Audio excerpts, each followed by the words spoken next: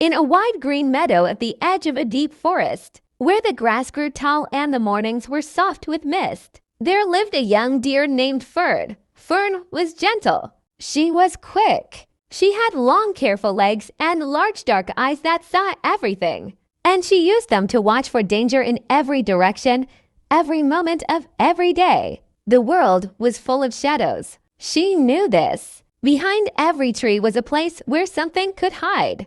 Around every corner was something she had not seen yet. Across every open field was the exposed and frightening space between here and safety. She had learned this young, and she had learned it well. And so Fern ran. Not always fast, not always far, but always away. At the first sign of anything unfamiliar, a branch moving, a cloud crossing the sun, a shape at the edge of her vision, she was gone.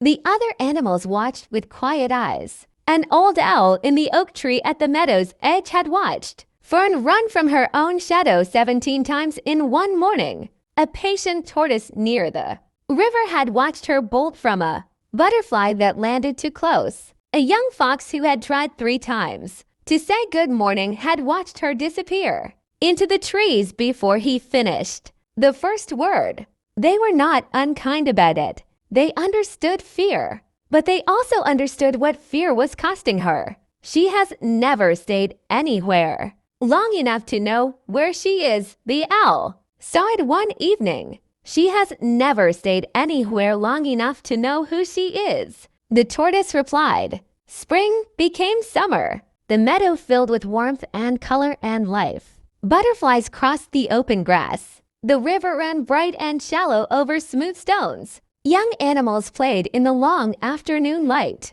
and Fern watched all of it from the tree. Line, safe, separate, always, just outside the edges of everything good. One afternoon, a family of rabbits settled near the old oak to share their evening meal. They were laughing about something. Fern could not hear what, but she could see the warmth of it from where she stood in the shadow of the trees. A young rabbit looked up and saw her at the tree line and waved a small friendly paw. Fern's heart lurched. She stepped back into the shadows automatically. The rabbit lowered its paw and turned back to its family. Fern stood in the shadows and watched them for a long time.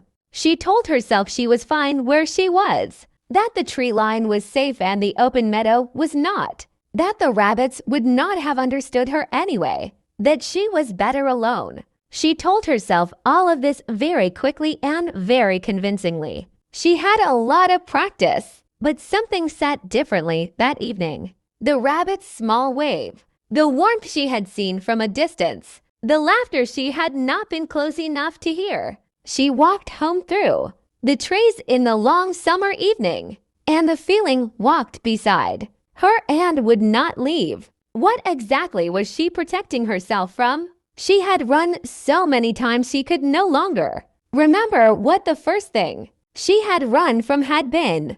She had avoided so many shadows that she could no longer tell the difference between a shadow and the real thing. She had spent so long at the edges of everything that she had forgotten there was a center, that there were people in it, that they waved. That night Fern lay in the soft grass at the tree line and looked at the stars above the open meadow. She had never slept in the open meadow. She had always stayed at the edge where the trees were close and escape was possible. She looked at the stars and thought about the word the tortoise had used once, quietly, not knowing she had heard who she is. She had been so busy being safe that she had never thought about that. Who was she? She was fast. She was careful. She was watchful. She was alone. She had not made a single friend in the meadow into full seasons. She had not stayed in one place long enough for anyone to learn her name.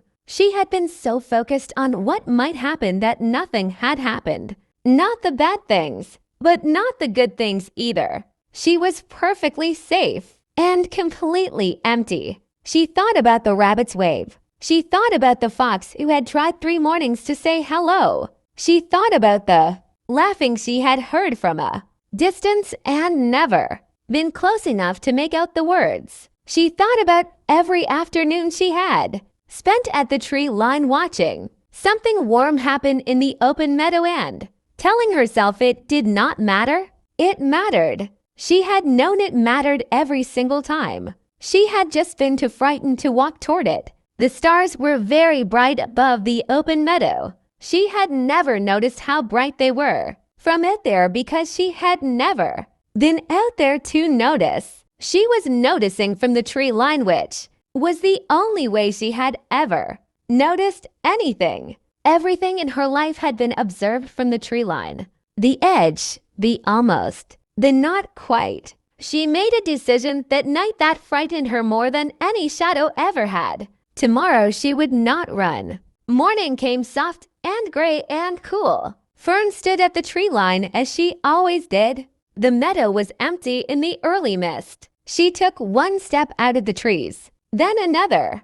The open grass was wet with dew under her feet. She kept walking. Her heart was beating fast. Every instinct she had was telling her to go back. To the trees. To the edge. To the safe known shadow of not trying. She kept walking. She reached the center of the meadow and stopped. She stood there in the morning mist, heart pounding, ears turning in every direction.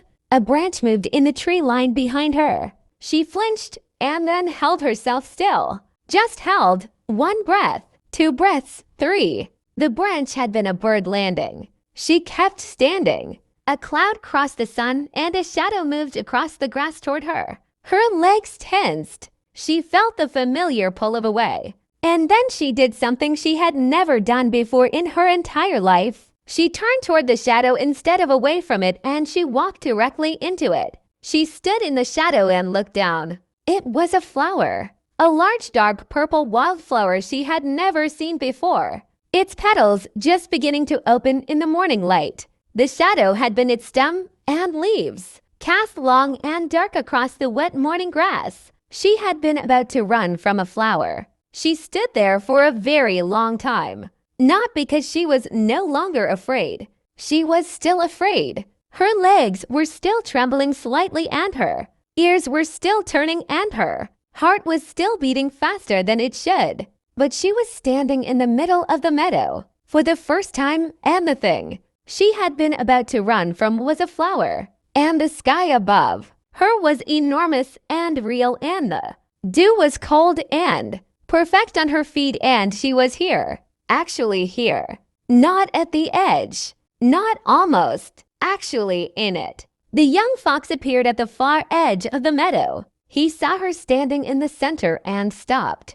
Then he walked toward her slowly. He stopped a short distance away. "Good morning," he said, the same words he had tried 3 times before. This time Fern did not run. She looked at him with her large, dark eyes and said something she had never said to anyone in the meadow before. "Good morning," she said back. Her voice was steadier than she expected. They stood together in the morning mist for a while without saying much else. The meadow was very still around them. A butterfly passed between them, and neither of them moved. After a while, the rabbit family appeared at the oak tree, and the young rabbit saw Fern standing in the open and waved the same small friendly wave. This time Fern raised her head in return. She did not become unafraid that morning. Fear did not leave her like a coat she could take off. It stayed. It would probably always stay to some degree. But something had shifted permanently in how she carried it, and walking home that evening through the open meadow, not the tree line. The meadow, she understood the thing that changed everything. She had not been afraid of the shadows. She had been afraid of finding out they were never as powerful as the fear she had built around them. Because if the shadows were not real, then all those years of running had been her own choice. And that was the most frightening thing of all. But here is what she also understood. Walking through the open meadow in the last of the evening light with dew on her feet, and the fox walking a short distance beside her, and the stars beginning to appear above the open grass. Shadows only exist because there is light somewhere behind you. She had been running from proof that she was standing in the light all along.